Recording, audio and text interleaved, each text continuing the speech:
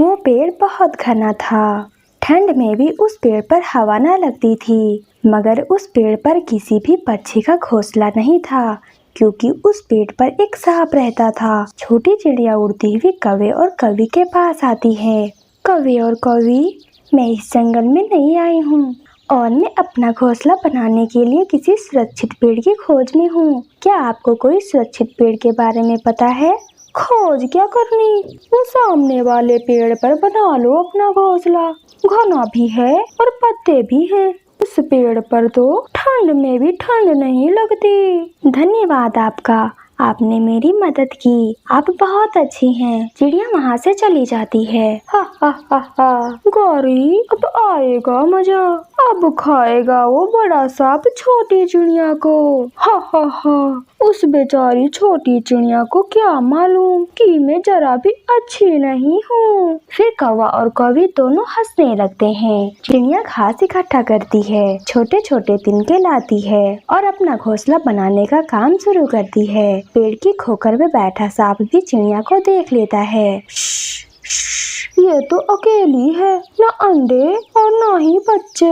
अगर अंडे होते तो क्या ही बात थी। शाम तक चिड़िया अपना घोंसला बना लेती है। मैंने घोंसला तो बना लिया, मगर इस पेड़ में तो खोखर है। अगर इसमें कोई सांप हुआ तो वो मेरे अंडे को पी जाएगा। मुझे जाकर देखना होगा। चिड़िया उड़कर पेड़ के खोखर के पास जाती है और डर जाती है। सांप सांप, यहाँ तो सचमुच में सांप है। उन कौवों ने जरूर मेरे साथ शरारत की होगी। ना डरो चिड़िया, मैं बुरा सांप नहीं हूँ, मैं अच्छा सांप हूँ।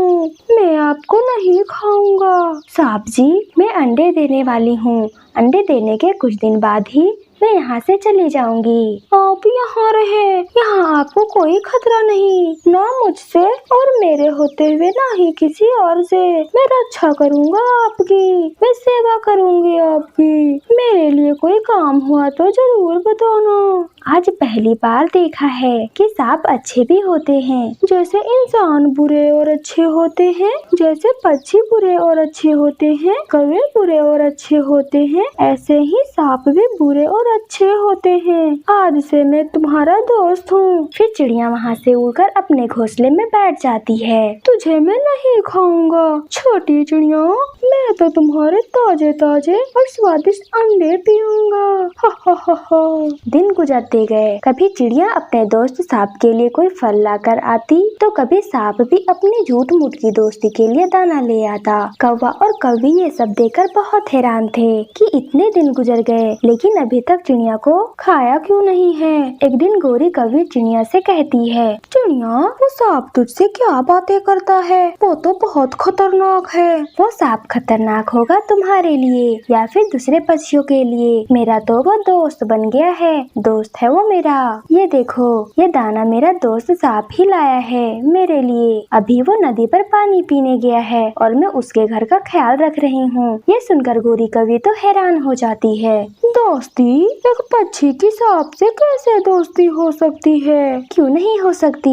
वो सांप तो बहुत अच्छा है, वो मेरा बहुत ख्याल रखता है। तुमने बहुत अच्छा किया जो मुझे इस पेड़ पर घोंसला बनाने का आइडिया दिया। धन्यवाद गोरी बहन। ये सब सुनकर गोरी कौवी वहाँ से चली जाती है। गौरी, मेरी प्यारी पत्नी, क्या कहा उस छोटी चिड़िया ने? कालू जी, मेरे सुंदर पति, मैं तो बहुत ही ज्यादा हैरान हूँ और परेशान भी। उस छोटी चिड़िया की तो सांप से दोस्ती हो गई है। ऐसा कैसे हो सकता है भला? इससे तो अच्छा था कि हम भी उस सांप से दोस्ती कर लेते। सब डरते हमसे, फिर हम तो ऐसे ही बेकार में डरते रहे उस सांप से।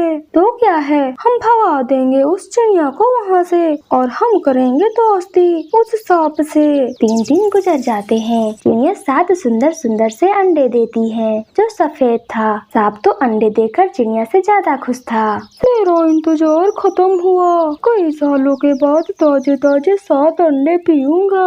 मैं पहले पानी पी लूंगा और फिर बाद में अंडे पीऊंगा ताकि अंडे का स्वाद मेरे मुंह में कई दिन तक रहे। जालिम सांप ऐसे से खुद से बातें करता है। मैं अपने अंडे को अकेला छोड़कर कैसे भोजन लेने जाऊँ? तुम अकेले नहीं हो मेरे प्यारे दोस्त, मैं बैठ जाता हूँ तुम्हारे साथ अंडों के पास और तुम अपना भोजन ले आओ। हाँ सांप दोस्त, आप तो मेरे दोस्त हो। ऐसे सांप 7 अंडों के पास जाकर बैठ जाता है और छोटी चिड़िया अपने भोजन के लिए निकल जाती है। थोड़ी दूर जाकर चिड़िया के दिल में ख्याल आता है, वो सांप है और मैं चिड़िया, कहीं उसे भूख लगी वो मेरे कहीं अंडे ही न पी ले। चिड़िया का दिल डर रहा था। डरती हुई चिड़िया रास्ते से ही वापिस आ जाती है। अब तक तो वो चिड़िया दूर निकल गई होगी। मेरे सालों की इच्छा पूरी होने वाली है। इससे पहले मैं नदी से पानी पी आऊं और फिर चिड़िया के आने से पहले पहले चिड़िया के 7 अंडों को पी लूंगा। सांप नदी से पानी पीने चला जाता है।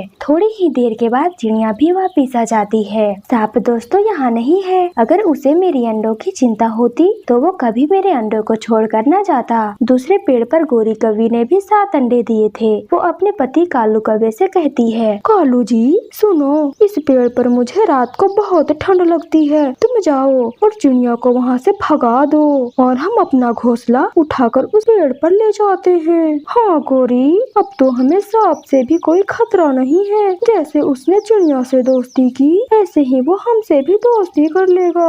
फिर कालू कौवा चिड़िया के पास जाता है। चिड़िया रानी, अब तुम्हारा यहाँ से जाने का समय आ गया है। क्या मतलब कौवे भैया? मैं समझी नहीं आपकी बात। मेरी सुंदर पत्नी ने भी 7 अंडे दिए हैं और हम ठंड के दिनों में इसी पेड़ पर रहते हैं। तुम किसी और पेड़ पर चली जाओ। मगर आपने खुद ही कहा था इस पेड़ पर घोंसला बनाने को।